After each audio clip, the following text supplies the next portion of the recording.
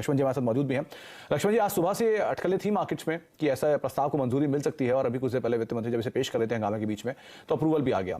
क्या इसकी इम्प्लीकेशन है, कैसे समझे इसे?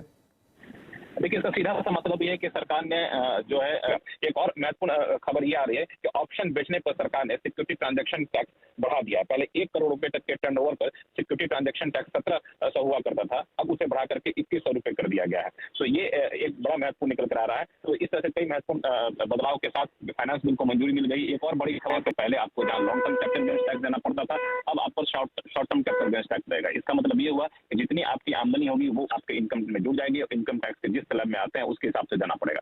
मान लिया जाए आप 30% टैक्स ब्रैकेट में आते हैं, तो अभी डेट म्यूचुअल फंड में जो आमदनी होती थी उस पर 30% टैक्स नहीं लगता था, उस पर सिर्फ 20% लगता था। अब सरकार ने यह तय किया है कि नहीं, उस पर भी 30% लगेगा, क्योंकि आपके टैक्स स्लैब में जुड़ जाएगा। एक खास बात यह है कि इसमें इंडेक्सेशन का जो बेनिफिट मिलता था, यानी महंगाई बढ़ती थी तो आपके इनकम में रिटर्न में एडजस्ट किया जाता था, वो भी अब नहीं फायदा मिलेगा। और ये सारे प्रावधान जो है 1 अप्रैल 2023 से लागू होंगे, यानी 31 मार्च तक जो भी निवेश किए हैं आप, उस पर इसका कोई असर नहीं पड़ेगा, लेकिन उसके बाद जो भी आप निवेश करेंगे उस पर इसका असर। तो एक बार मैं ऑप्शंस वाली खबर दोबारा दोहरा देता हूं कि जो ऑप्शंस बेचने पर सरकार एसटीटी लगाती थी 1700 रुपए के आसपास पर करोड़ रुपए पे, उसे बढ़ाकर अब 2100 रुपए पर करोड़ रुपए के आसपास ले गए हैं, यानी कि करीब करीब 400 रुपया की बढ़ोतरी की गई है। मेजरली आप मानेंगे तो 10% के आसपास की बढ़ोतरी यहां पर होते हुए दिखाई पड़ रही है, तो 10 से 15% की बढ़ोतरी वहां पर की गई है। तो ये एक और बड़ा अपडेट जो कि ऑप्शंस राइटर्स के लिए आपको दिखाई पड़ी।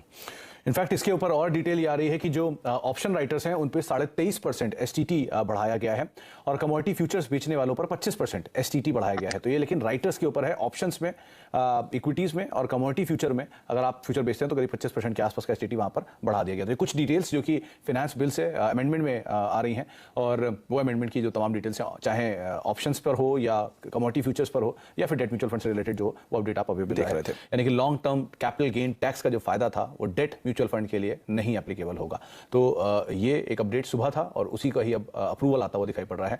एलटीसीजी के साथ इंडेक्सेशन का फायदा भी नहीं लागू होगा। तो ये कुछ अपडेट्स जो कि रिसेंटली फाइनेंस बिल में म्यूचुअल फंड के लिए प्रस्ताव की बातचीत थी और वो प्रस्ताव का अप्रूवल भी आ चुका है।